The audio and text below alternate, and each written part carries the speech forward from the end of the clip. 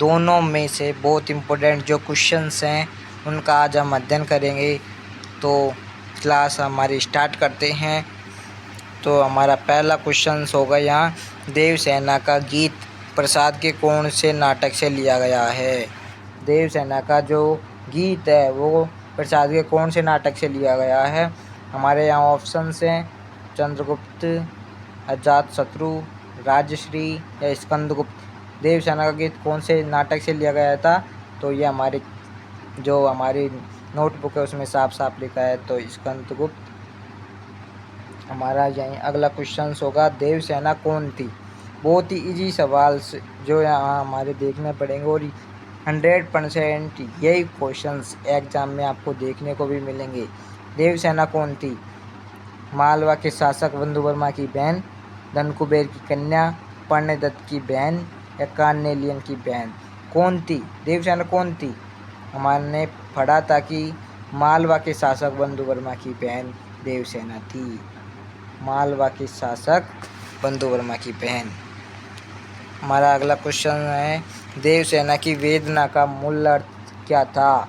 देवसेना की वेदना का मूल कारण क्या था। अत्यधिक गरीब थी, पर्णदत्त के साथ भीख मांगना, स्कंदगुप्त का प्रेम न मिलना, बीमार होना। क्या कारण था, तो उसका एक कारण था स्कंदगुप्त का प्रेम नहीं मिलना। बहुत ही सरल और बहुत ही सहज तरीके से देवसेना स्कंदगुप्त से प्रेम करती थी, परंतु स्कंदगुप्त किसका स्वप्न देखता था। स्कंदगुप्त किसका स्वप्न देखता था। जयमाला का देखा था, कमला का देखता था, विजया का देखता था या मालिनी का देखता था। स्कंदगुप्त किसका स्वप्न देखता था, तो विजया का स्वप्न देखता था। विजया का स्वप्न देखता था।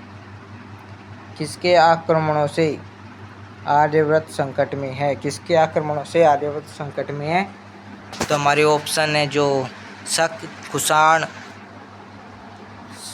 सिकंदर, हुम।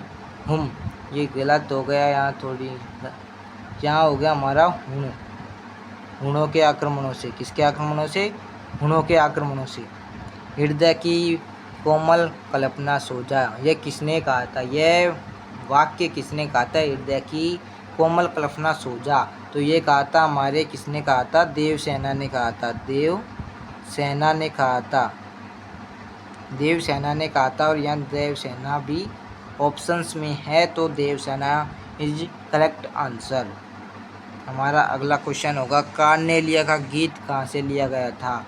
कार्नेलिया का गीत कहाँ से लिया गया था, तो सबसे सरल क्वेश्चन, राजश्री, चंद्रगुप्त, स्कंदगुप्त, अजातशत्रु।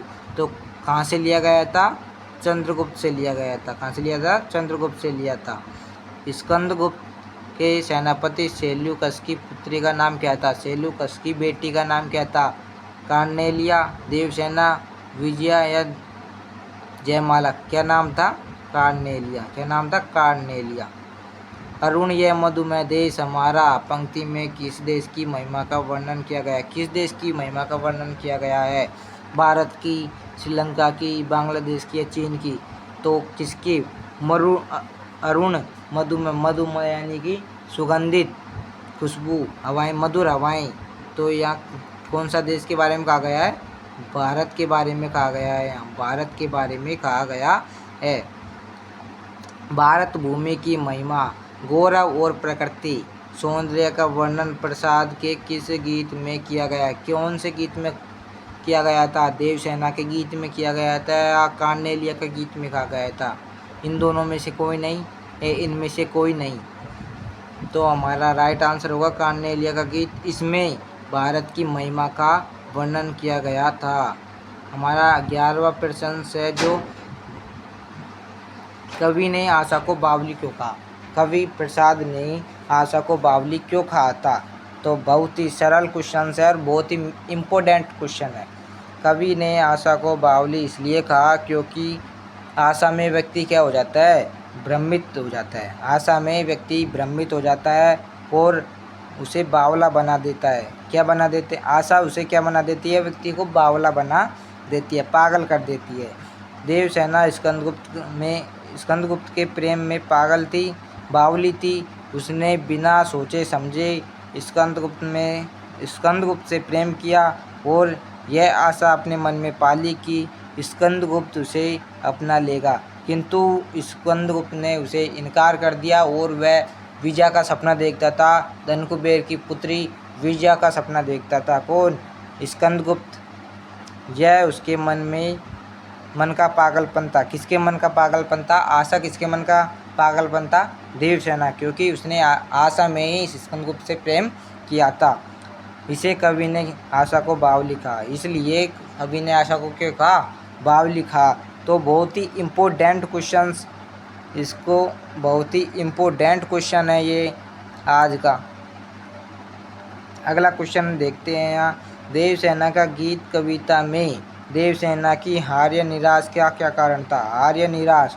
हार यानी कि किसी चीज़ को हम हार जाते हैं, और निराश यानी कि किसी चीज़ से नाराज़ होना, किसी व्यक्ति से नाराज़ होना। तो इसके क्या कारण हो सकते हैं निराश, हार या निराश के? तो देवसेना पाठ के गीत के अनुसार सर्वप्रथम हुणों के आक्रमणों से, हुणों के अभी थोड़ी देर पहले क्वेश्चन ये आया भी था कि किसके आक्रमणों से आर्यवर्त संकट में था? हुणों के आक्रमण से। देवसेना के भाई कौन थे? बंधुवर्मा सहित पूरा परिवार क्या हो गया था? वीरगति को प्राप्त हो गया था। पूरा जो परिवार है जो वीरगति को प्राप्त हो गया था। तो इसका दूसरा तत्कालीन कारण यह है कि स्कंदगुप्त है जो किसको चाहता था? विजया को चाहता था, परंतु स्कंदगुप्त विजय से प्रेम करता था। जो देवसेना है स्कंदगुप्त को चाहती थी, और जो स्कंदगुप्त है जो विजया को चाहता था। जब स्कंदगुप्त ने उससे प्रेम याचना की, देवसेना से जब प्रेम याचना की, तब वह तैयार नहीं थी। कौन तैयार नहीं थी? देवसेना यहाँ पर तैयार नहीं थी। देवसेना यहाँ तैयार नहीं थी।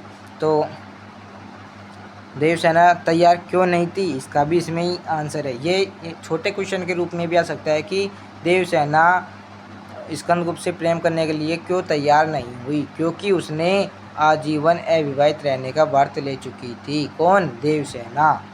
बहुत ही इम्पोर्टेंट क्वेश्चन है ये भी। देवसेना के हार या निराश के क्या कारण थे, ये आ सकता है 2024-25 बोर्ड एग्जाम्स में। तो हम अगला क्वेश्चन को देखते हैं हम।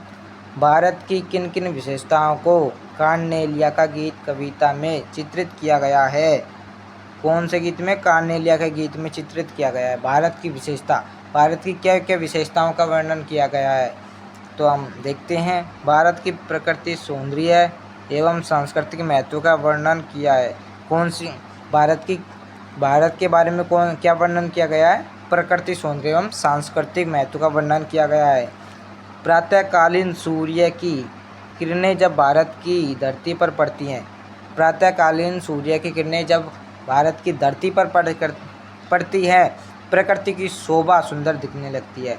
जो प्रकृति है वो अपने आप में क्या दिखती है? सुंदर दिखती है।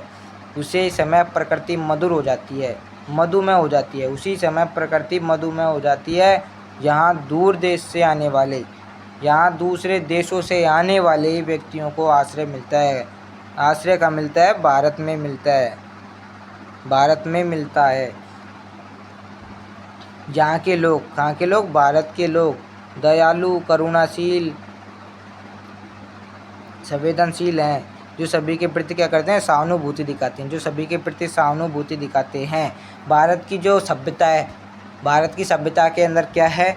भारत की सभ्यता के अंदर संस्कृति है, रंग रूप है, आचार विचार है, धर्म है आदि है। जो सभी व्यक्तियों को क्या है? समान व्यवहार का दर्जा दिया जाता है। कहाँ पर? भारत में सभी व्यक्तियों को समान, सभी नागरिकों को समान अधिकार है, समान दर्जा दिया जाता है, और सभी के साथ समान का व्यवहार किया जाता है। इस प्रकार कार्नेलिया के गीत में भारत की विशेषताओं का वर्णन किया गया है। अगला क्वेश्चन है, बहुत ही इम्पोर्टेंट क्वेश्चन है। जयशंकर प्रसाद का साहित्यिक परिचय लिखिए। उसके जो मेंस जो है उनके बारे में हमको बताना है। तो लिखना क्या है इसमें? उसका जन्म लिख दो, स्थान, परिवार, क्या कार्य करते थे, रचना उनकी आदि सभी ये लिख दो। तो जयशंकर प्रसाद का जन्म कब हुआ? 1889 में जन्म हुआ। स्थान उनका काशी उत्तर प्रदेश में है जहाँ हुआ। परिवार वो बहुत ही प्रसिद्ध परिवार से हुए आते थे। साहू नाम से उनका परिवार था जो प्रसिद्ध था। पेशे से वो एक कवि थे। पेशे से कहते हुए कवि थे। उनकी प्रमुख रचनाओं में है काव्य संग्रह में आंसू, झरना, लहरें, कायामनी, कानन कुसुम आदि बहुत सारी इन्होंने काव्य संग्रह लिखी। इनके नाटक में जो हमारे 2 भाग तो अभी आए भी हैं, अजातशत्रु है, स्कंदगुप्त है, चंद्रगुप्त है, राजश्री, बहुत से नाटक भी हैं। इनकी कहानी संग्रहों में आंधी, इंद्रजाल, छाया, प्रतिध्वनि, आकाशदीप आदि। उपन्यास में कंकाल, तितरी, इरावती आदि हैं। निबंध में काव्य और कला तथा अन्य निबंध आदि। ये क्वेश्चंस बहुत ही इम्पोर्टेंट है। जयशंकर प्रसाद का परिचय आ सकता है 2025 साहित्य एग्जाम में। लास्ट क्वेश्चन है जो हमारा निम्न लिखित पद्यांश की सप्रसंग व्याख्या कीजिए। निम्न लिखित पद्यांश की सप्रसंग व्याख्या लिखिए। तो हम इसका पहले अध्ययन करेंगे, फिर हमको पता चलेगा कि ये कहाँ से लिया गया है। तो चलो हम थोड़ा अध्ययन करते हैं इसका। चल चलते संध्या के श्रमकण, आंसू से मिलते थे प्रतिक्षण। चल चलते संध्या के श्रमकण, आंसू से गिरते थे प्रतिक्षण। मेरी यात्रा लेती थी नीरवता अनंत अंगड़ाई।